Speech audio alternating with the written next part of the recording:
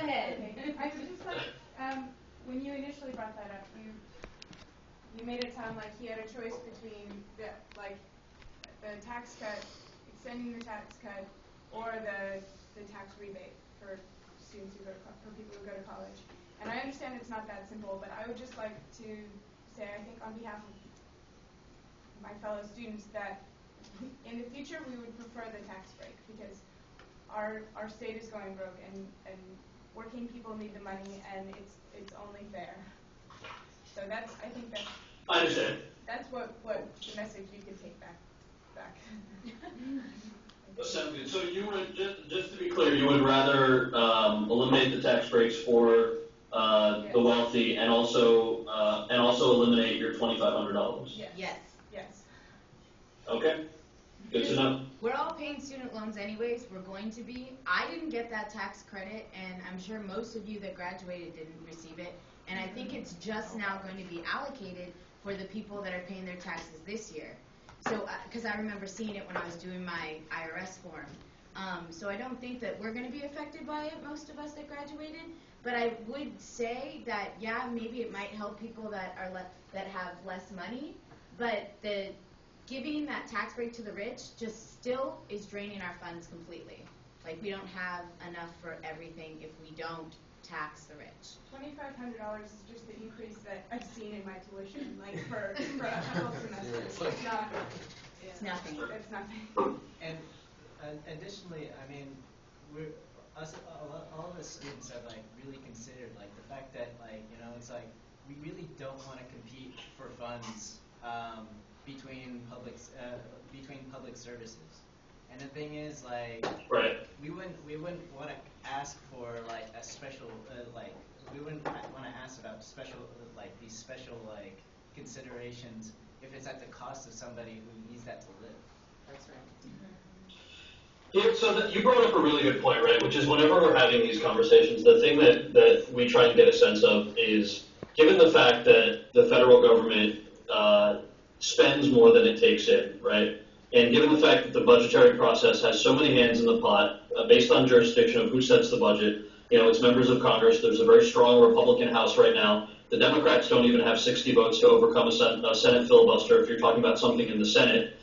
We encountered this problem in a pretty big way when we were talking about the environment with young people recently, and I can share more about that with you if you're curious. But the thing that I ask most folks in conversations like this are, what are the things that you do want the president to cut, knowing that the buckets are different? So knowing that the Pentagon bucket, yes, we're trying to move around, but largely you're talking about particular agencies, right? So if a particular agency budget is going down, where should those cuts come from, knowing that it's not sustainable at this particular point? The example that I would give you is that the president had to make very tough cuts on community development programs that he himself started and was a part of for 20 years as a community organizer, because there wasn't money in the budget to pay for it. So, and I'll certainly pass on the recommendation of the $2,500 tax break piece, but if there are other things that you all are seeing that don't resonate in the community, and you don't have to answer this right now, you can definitely put it on the form, Aaron, that you send in, but just keep that in mind, that those are the kinds of recommendations that we would also love to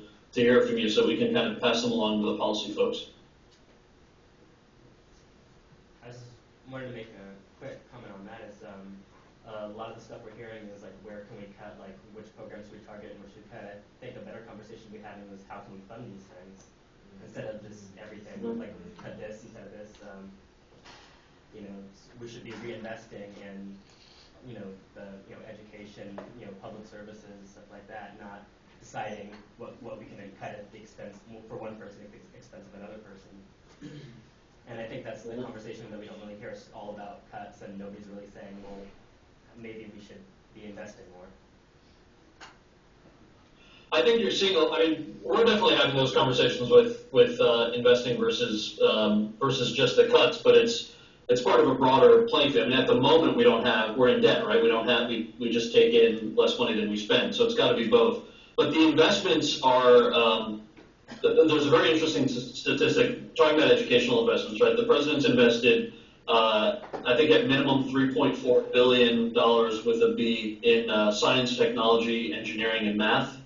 And if you talk to some of our friends on the right or some of the moderate folks, they'll say, well, that's wasteful spending. Why did you waste $3 billion on education in science, technology, engineering, and math, particularly because there's a focus on urban communities, underserved communities, and women in science and technology. Why are you doing that? And if you actually look at the economic component to it, and this is an argument that I hope all of you will kind of continue to synergize as you talk to, particularly as you talk to folks who disagree with all the things that we're talking about, which is that when the president's senior advisors met with Steve Jobs and the folks at Apple towards the start of the administration, the president obviously is very big on bringing jobs back to the United States, particularly manufacturing jobs. And so he said to Steve Jobs, what do we have to do to get you to produce iPods and iPads back here in the United States? Our data shows, yes, we have a higher cost of doing business and a higher cost of labor. We have stricter environmental laws than a place like China. But really, these are luxury products, and the consumer would pay a couple extra bucks for something that was made in the United States. So what can we do to incentivize manufacturing of those things to come back here? And what Steve Jobs said was, you're right, it's actually not the cost of labor and it's not the environmental issues that result in him having to go to China to produce iPods and iPads. It is the fact that they need 30 to 300,000 mid-level engineers on site at these manufacturing plants. And in the United States, we do not have 30 to 300,000 mid-level engineers that we can place in these manufacturing plants. So when you're talking about how to bring jobs back to the United States and where we're actually making the educational investments, there's a very clear economic component too, that investing $3 billion in STEM education means that in the next 5, 10, or 20 years, if we're able to bring more manufacturing jobs here because we've got the engineering and the innovation to actually do it, then everything that we're talking about, which is where do we actually pay for these programs that we can increase, hopefully will be the conversation as opposed to just where the cuts need to be made. I'd like to go back a little bit and kind of talk about, you kind of asked, where, part of the problem is that our leaders currently at the state level look more like the leaders of the 1950s than the leaders that we need now and of the future. The problem around education is not just for California, it's a national crisis. It's a global crisis. Right. If you look at places in England just a couple months ago just had a thing around education. Puerto Rico, Honduras is going through stuff with education. So there's less and less state support for education. I was looking at some numbers this morning, and with the next round of cuts, they're expecting 36,000 teachers could lose their jobs in California, 20,000 in Illinois, 16,000 in New York. And so you were talking about making jobs. These are jobs that we can save right now. And I think as students, what we want to see is a response as equal to the crisis that we're in. And right now, I don't think we're seeing that. I'd like to add there's a campaign that just came out maybe in the last month. It just had its kickoff. It's called the Campaign for the Future of Higher Education, and it's a national campaign put together by teachers and faculty and staff, but they also call for student support as well. And we'd like to see maybe the President's office support that campaign. I know that maybe not necessarily with legislation if that can't happen, but even just a public statement to the public saying that they're in support of that. Any campaign that is in support of education, just to have a statement of support from the President. So we typically, there's a precedent where we can't support third-party issues necessarily, but what we can try and do is partner. So there are a number of organizations and initiatives that we meet with regularly in DC. So this morning I met with the Public Interest Research Group and talked about both Pell Grants and financial aid in general and the cost of education. So if you're not dialed in with the PIRG folks, you may want to connect with them. There's a guy named Rich Williams at US PIRG in DC who's the DC advocate for all the national chapters that work on student aid. But if that's another one, if the campaign for the future of higher education, you said? Yes. If there are folks who should be on our radar, and especially if they want to set up a call so we can hear more about what they're about and think creatively about how we can kind of synergize on supporting them, would love to have that conversation. Just feel free to get them in touch with me. Just shoot me an email, and we'll hop on the phone with them. Okay, thank you. Sure. Can I continue with this, you guys? Are you guys okay with that? So we kind of understand what you're saying in terms of how the federal government has different buckets, but we still see that the bucket is larger for the military spending than education, and so we're wondering how the federal government can help, increase the size of our bucket besides just these tax credits. One of the ways that we were talking about education was how to prioritize it, and you have touched a little bit on it with student financial aid reform and the American Opportunity Tax Credit, but when you were discussing like where the education money is going, like to, what was it, science, math, and engineering, you left out the other things that we are worried about losing, which are being affected right now, especially at our CSU and the rest of the states, with ethnic studies programs.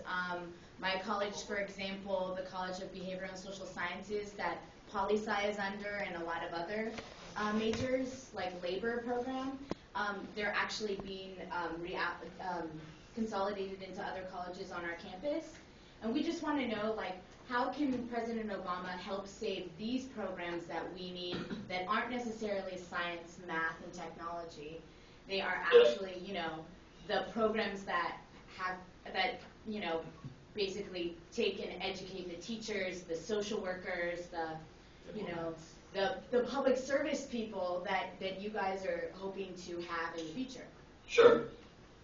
So I think there's the answer to that, and I have a little bit of a personal background with this since I was an artist before I came here. I went to a high school that was publicly funded arts high school in New Jersey. I certainly would not have had the opportunity to be a working artist if it weren't for all of that. And so when I see a lot of these other cuts to things like the arts or social sciences, it's something that bothers me. I've had conversations with the president. It bothers him that he's had to make some of these cuts. So I think the answer to how can the president save these programs is we really need your help to save them.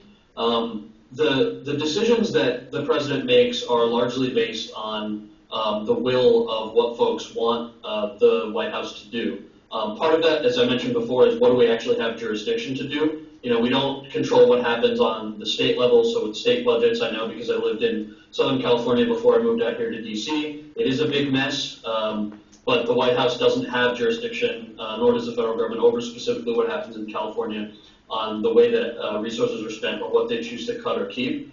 But the contrast that I would give you is, so this particular year for the 2012 budget, President Obama increased significantly the budget of the Department of Education overall, decreased the budget of the Pentagon, unfortunately also had to decrease the budget of the National Endowment for the Arts by about $20 million.